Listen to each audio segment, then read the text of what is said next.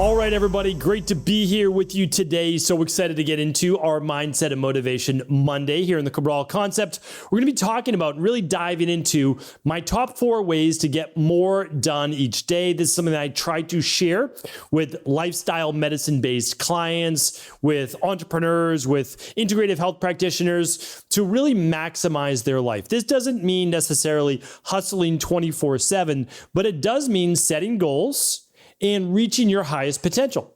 As I've said before, not anybody else's highest potential, your highest potential, what you're looking for to get out of life. And honestly, a lot of times the easiest way to look at it is, what would you regret not doing?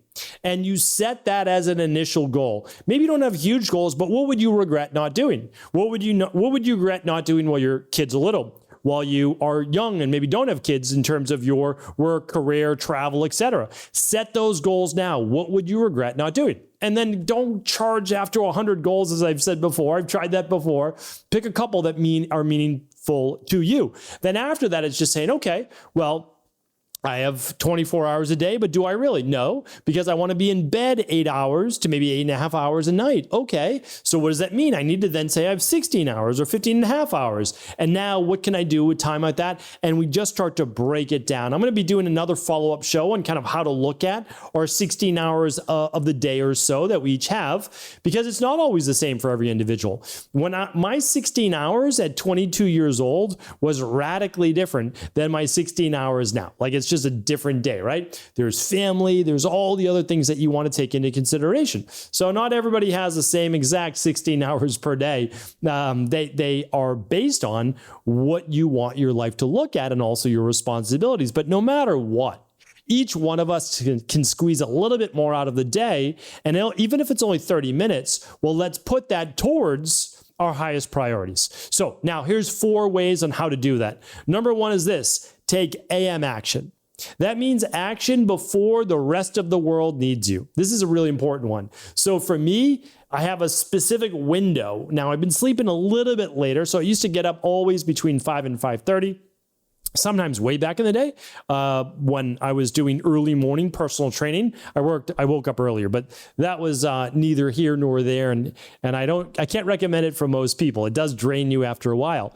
But now I get up around 5:30 to 6. That's a great time for me. It allows me to be in bed for that 8 hours to 8.5 hours because I've ramped up my exercise. So again, it just matters where you're at in life. And it allows me then to really tackle the day and go for 15 after that 16 full hours.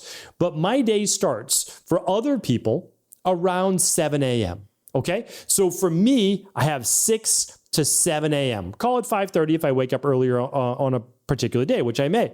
So during that time, if there's something that I want to do for me that I feel will enhance my life, lead me towards my higher potential, before then, it's my daughter's time, my family's time, and then my work time. I want to get it done then. Don't put a million things in this time slot. Put 1 or 2 things. That's it. Literally 1 or 2. So I'm just going to give you a few examples from my past. So when I couldn't get my book done because I had 2 young kids, I had 2 practices, all sorts of things going on, and my podcast and all sorts. I was just starting Equal Life. I said, I need to get this book done. Like, it literally is not going to get done. So what I did during those times is just wake up at 5 a.m. and I worked after I brushed my teeth, washed, put a little water on my face. I worked then for 1 hour. That's what I did. And I just kept doing that until the book was complete.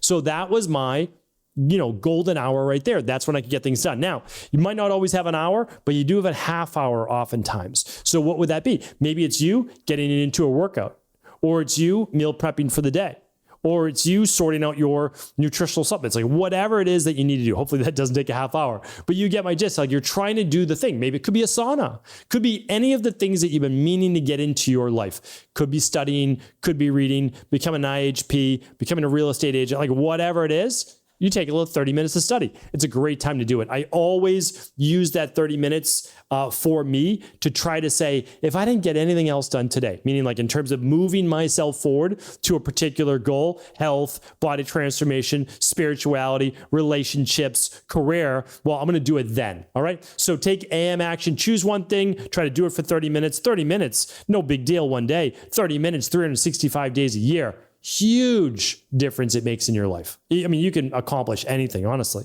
All right. Number 2 is this. And this one I love. So I've got the 5-minute rule in this moment, but we got the 2-minute rule right now. The 2-minute rule is something I've been using now, like, I don't know, probably the last couple of years. And because I love it. I used to have this to-do list of all these different things. No. Like some of them were just small tasks. Sometimes I try to explain it to a team member because I have an amazing team and I'm saying, hey, could you help me with this, this, and this? And this is what I learned. If the task takes less than 2 minutes, you do it right now. You don't put it on a to-do list. You don't delegate it. You don't just, if it takes less than 2 minutes, you just do it. So let's just say for me, I'm like, oh, I need to let my team know they should order this, this, and this, or whatever it might be. If it takes me less than 2 minutes to order it, I just do it. Because it might take me a minute or two to just type it out on Slack or one of the programs we use. So if it's under 2 minutes, you just do it now. Meal prep, do it now if it's under 2 minutes. Setting your supplements out for the day, right now, right? Like, I've been meaning to text my spouse or tell them how much I love them or call my parent, whatever it may be, do it right now. If it's less than 2 minutes, just do it right now. That is a game changer to get more done. Because all these little 2-minute activities, when it pops in your mind, sure, you can write it down, but better to just do it right now if you can. So 2 minutes, if it's under 2 minutes, do it now, get it done. And also it saves the bandwidth on your brain. So you don't need to remember all these things. Oh, I was supposed to do that. I was supposed to do that. Okay, I still have to do this. Just do it now. It's better when you have the fresh thought and you're motivated to do it now. All right. Number 3 is this, the 5-minute rule. We teach this in IHP Mastery every single year and not always new, but one of the most important things that I've used in my life and for my clients. And it pertains mostly to the work you don't want to do and the workouts you don't want to do. One, more mental exertion, the other more physical exertion. Let me give you an example. So for IHPs, they're like, I don't really want to do a social media post today. So they're procrastinating. They're like, I could do this, I could do that, I have to do this. 5-minute rule. You start to write, or you start to create a short video and you tell yourself, hey, listen, if I'm just having a bad day and it's not right for me, after 5 minutes, I can stop. So you tell yourself within 5 minutes, if you're not feeling it, that you don't need to do it for the day, but you at least need to give it a go. So like, let's just say, I've got a million things to do. I mean, I love recording my podcast. I really do. It's like the last thing that I probably would ever stop doing. And I hopefully that shows with what is today's episode. It's 3,209. But there will be days where you say like, I don't know that I'm up for a recording. Do it for 5 minutes. Just that's it. If you can't find the words, if it's not flowing, then you just don't do it. But at least you start, right? There have been shows that I've started and stopped 3 to 5 times. I'm like, what's going on here? What's going on? You just kind of can't get in the flow. So if you need to stop, you stop. But inevitably, I think what you'll find, and what I've found, I mean, there's maybe one, I can think of one case with a client that we just didn't do it. But we started for 5 minutes. So let's think about their workout. Again, this is back in the day when I was doing a lot of personal training. And I would say, I'm tired today, because I always ask my client, how you feeling? How was the day? And they're like, oh, it was stressful. It was this. Just say, totally get it. And they're like, I don't know if I really want to work out today. I'd say, you know what? Change into your gym clothes, because they'd be coming from work. Let's just do some light stretching, some light dynamic warm up, and we'll just start to get into it. If you're not feeling it, we don't need to do it.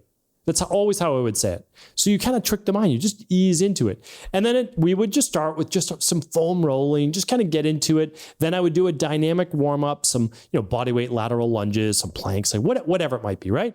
And they're like, all right, get the heart rate going a little bit. They're breathing. We've had some good conversation, kind of easing them down, transitioning for the day. And then we would just start their workout. I wouldn't say, are you feeling, should we stop?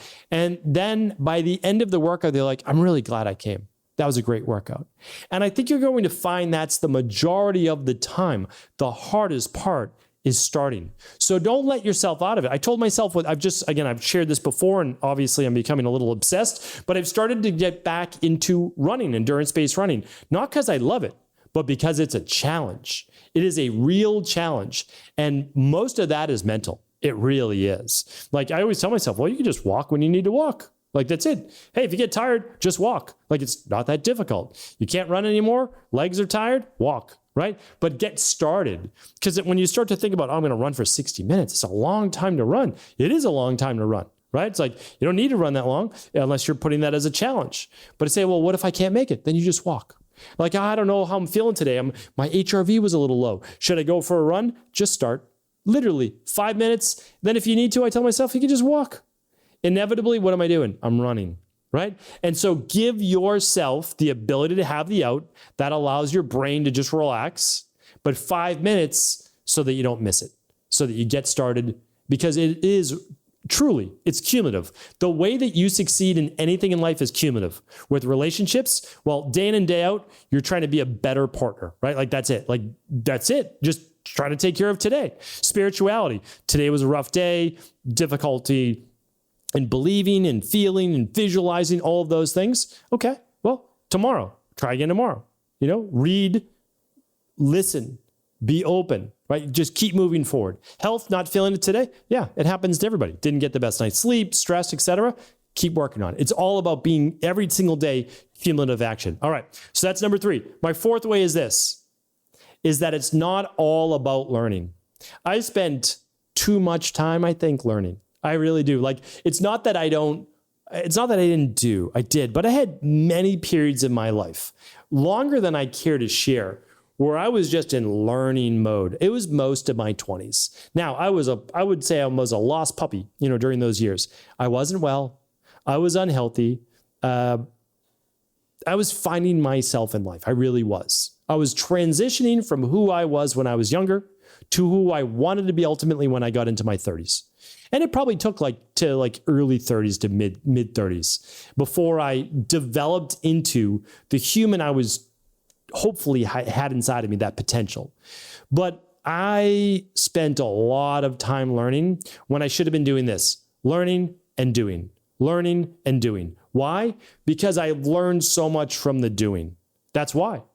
Not only did I have better data because I was able to go out and do, but then I was able to ask better questions and then look for new mentors, new coaches, new doctors, new whoever, because I had more information because I was doing. This is the only issue I have. Don't get me wrong. I have amazing colleagues and they're brilliant research scientists. They're brilliant. But we need to rely on each other because practitioners who are out there every week working with 10, 20, 40 new clients, they're getting a lot of information based on implementing the research. Some of it's good. Hey, yeah, this really does work. This is working better. Some of it's like, it's actually not working. It's not working with a larger study than 23 people, right? And so that's why it's great to have both sides, but you need to do, right? You always need to learn and do. So if you find yourself in a pattern of kind of being down on yourself, not really growing, ask yourself, are you more in the learn right now? Like I'm just learning rather than doing. So then that goes back to point number 1, 30 minutes a day of doing, of moving yourself closer. So health, what health regimen are you following if you're looking to get healthy? Body transformation, what does your nutrition and your movement look like in order to move closer in that direction? The 5-minute rule, on a day that you don't want to do it, but you know that you should because it's part of the plan, you do it for 5 minutes, giving yourself the out that if after 5 minutes you don't want to do it, you can stop. That's okay. And then the 4th one is pulling it together. Always be learning, but make sure that it's matched with doing as well. Hopefully this was helpful. All of the show notes, links from today, the big takeaways will be at stephencabral.com/209. Do feel free to share this show with anyone who you believe it could serve. Take care, everybody. Have an amazing rest of the day. Thanks so much for tuning into today's show. Before you go, don't forget to hit that subscribe button. I want to make sure that you're getting our daily content, not missing out on anything functional medicine, wellness, weight gain, weight loss, anti-aging, living longer, stronger, and all of the most cutting-edge research. And if there's any topics you want to hear, feel free to leave them in the comments below. Take care.